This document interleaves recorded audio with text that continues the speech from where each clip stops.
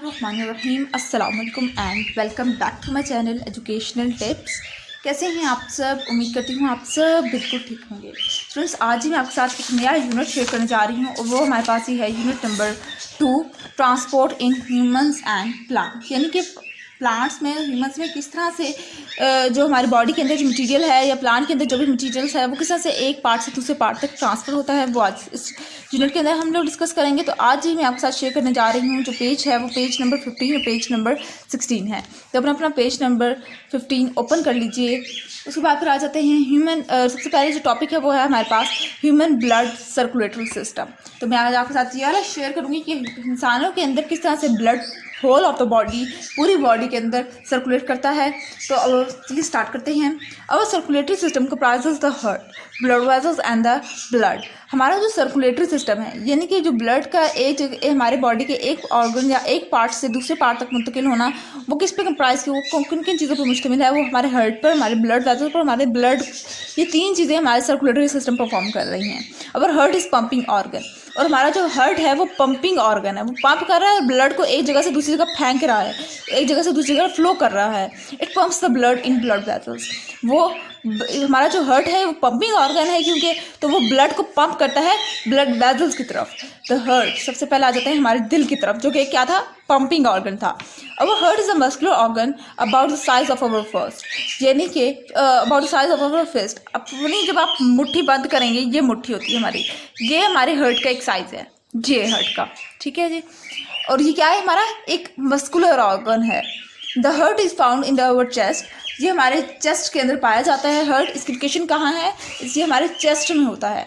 It pumps oxygen poor blood, यानी कि deoxygenated blood to the lungs. ये हमारा जो डीऑक्सीजनेटेड ब्लड होता है, जिसके यानी कि जिसके अंदर ऑक्सीजन पुअर ब्लड कह दिया जाता है, उसको लंग्स तक भेजता है। एंड ऑक्सीजन रिच ब्लड, यानी कि जो ऑक्सीजनेटेड ब्लड होता है, उसको पूरी बॉडी के अंदर पारा फ्लो कर रहा है। यानी कि हमारे पूरी बॉडी में ऑक्सीजनेटेड ब्लड फ्लो करता है और डीऑक्सीजनेटेड ब्लड कहाँ जाता है? वो हमारे लंग्स में जाता है। There are 4 chambers in our heart. हमारे हार्ट के 4 वॉल्स होते हैं, 4 chamber. 2 upper chamber called atria, 2 ऊपर लगे हुए होते हैं, 2 अपर होते हैं, जिनको हम लोग आर्ट्रिया कह देते हैं, और उसका सिंगुलर क्या है? आर्ट्रियम है। एंड 2 लोअर, और दो नीचे होते हैं हार्ट के, उनको वेंट्रिकल्स कहा जाता है।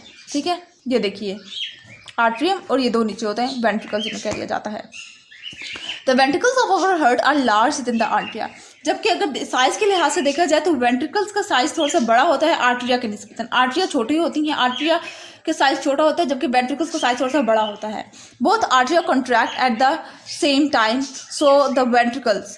अब तो जो हमारी जो दोनों आर्टरिया है वो दोनों एक ही टाइम में कॉन्ट्रैक्ट होती हैं, जिस तरह से वेंट्रिकल दोनों एक ही टाइम में कॉन्ट्रैक्ट होते हैं।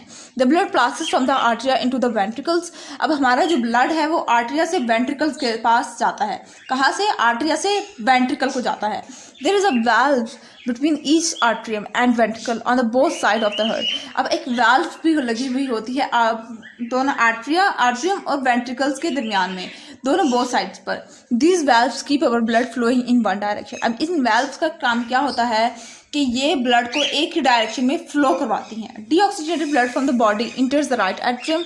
अब जो डीऑक्सीजनेटेड जो ब्लड है जो हमारे बॉडी के अंदर होता है, जो कि लंग्स तक जाना होता है, वो सबसे पहले कहाँ पे इंटर होगा? वो हमारे राइट आर्टरियम में इंटर होगा। And the oxygenated blood from the lungs enter the left atrium. और जो ऑक्सीजनेटेड ब्लड जो कि लंग्स से ऑक्सीजनेटेड होकर और डीऑक्सीजनेटेड गया और ऑक्सीजनेटेड आ रहा होता है, तो जो ऑक्सीजनेटेड होता है वो कहाँ से जा रहा होता है?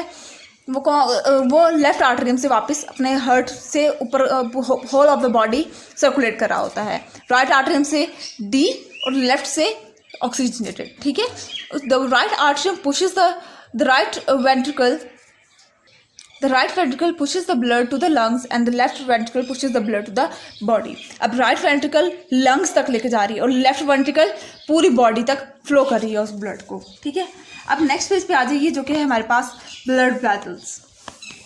The blood travel throughout the body through blood vessels. अब हमारा जो ब्लड है वो पूरी बॉडी के अंदर फ्लो कर रहा है, किसके थ्रू? ब्लड वेसल्स के through. 3 type of blood vessels are arteries, capillaries and veins. अब हमारे पास ब्लड वेसल्स की भी 3 इकसाम आ जाती हैं। एक हमारे आर्टरीज हैं, दूसरी कैपिलरीज और तीसरी वेन्स। अब सबसे पहले बात करते हैं हम आर्टरीज की। Arteries are the blood vessels that carry blood away from the heart. Arteries वो ब्लड वेजल्स हैं जो कि ब्लड को हार्ट से दूर लेकर जाती है। Arteries have thick and flexible wall. Arteries काफ़ी थिक और फ्लेक्सिबल वॉल्स आर्टरीज की होती हैं। Most of the arteries carry oxygenated blood but pulmonary artery carry deoxygenated blood to the lungs. Most जितनी भी हमारी आर्टरीज हैं वो सारी ऑक्सीजनेटेड ब्लड उनके अंदर पाया जाता है, लेकिन पल्मोनरी आर्टरी वो वाहिद आर्टरी है जिसके अंदर डीऑक्सीजनेटेड ब्लड मौजूद होता है जो कि लंग्स तक लेके जाती है। ठीक है। Arteries divide many times to form smaller tubes called capillaries. अब आर्टरीज काफ़ी मरतबा डिवाइड कर दी जाती हैं छोटे छोटे ट्यूब्स के फॉर्म में जिनको हम लोग कैपिलरीज कह जाते हैं। अब कैपिलरीज क्या हैं? Capillaries are the simplest blood vessels in the body. ये सब बहुत small capillaries are the smallest blood vessels in the body. ये बहुत छोटी छोटी ब्लड वेजल्स हैं जो हमारी बॉडी के अंदर मौजूद होती हैं। They are so small that red blood cells flow through them one cell at a time. ये इतनी छोटी होती हैं कि रेड ब्लड सेल्स भी इनके अंदर से पास हो सकता है वन सेल, लेकिन रेड ब्लड सेल का एक cell at a time in capillaries के अंदर से पास हो सकता है। Food and oxygen from the blood of capillaries diffuse into the cell. Food और ऑक्सीजन जो है वो इन कैपिलरीज के अंदर डिफ्यूज हो जाता है जो कि सेल्स के अंदर चले जाता है। फिर waste material and carbon dioxide from the cell diffuse in the blood of capillaries. अब इसी तरह से वेस्ट मटेरियल और जो कार्बन डाइऑक्साइड वो भी सेल्स में से डिफ्यूज होकर कैपिलरीज में मिक्स हो जाता है। Capillaries again join to form large blood vessels called vein. अब कैपिलरीज ये वाला प्रोसेस करने के बाद फिर दोबारा ज्वाइन हो जाती हैं जो फिर वेन्स बन जाते हैं। अब वेन्स आ जाते हैं। Veins are the blood vessels that bring blood back to the heart. अब वेन्स वो ब्लड वेसल्स हैं जो कि ब्लड को वो जो दूर से लेके आता है उसको वापस हार्ट के करीब लेकर आती हैं। Most of the veins bring deoxygenated blood back to the heart but pulmonary veins bring oxygenated blood from the lung to the heart. अब जितनी भी हमारे पास वेन्स हैं वो सारी डीऑक्सीजनेटेड ब्लड को हार्ट के पास लेकर आती हैं, लेकिन पल्मोनरी वेन वो वेन है जो कि वेन्स के अंदर क्या कर रही होगी, वो ऑक्सीजनेटेड ब्लड उसके अंदर मौजूद होगा। हम लोगों ने ऊपर पढ़ा था कि पल्मोनरी वेन क्या करती है, डीऑक्सीजनेटेड ब्लड आर्टरीज के अंदर डीऑक्सीजनेटेड होता है और इसके अंदर पल्मोनरी आर्टरी के अंदर डीऑक्सीजनेटेड और पल्मोनरी वेन के अंदर ऑक्सीजनेटेड ब्लड होता है। ये डिफरेंस याद रखना है आपने। पल्मोनरी आर्टरी के अंदर कौन सा होगा, डीऑक्सीजनेटेड, और पल्मोनरी वेन के अंदर क्या होगा, ऑक्सीजनेटेड ब्लड मौजूद होगा। ठीक है, तो ये था आज का लेक्चर। आई होप से आपको समझ आ गया होगा। अगर आज का लेक्चर आप लोगों को समझ आ गया है तो मेरे चैनल को सब्सक्राइब करना मत भूलिएगा, वीडियोस को लाइक करना मत भूलिएगा। मिलती हूँ किसी और वीडियो में। दुआ में याद रखिएगा, अपना ख्याल रखिएगा। अल्लाह हाफिज़।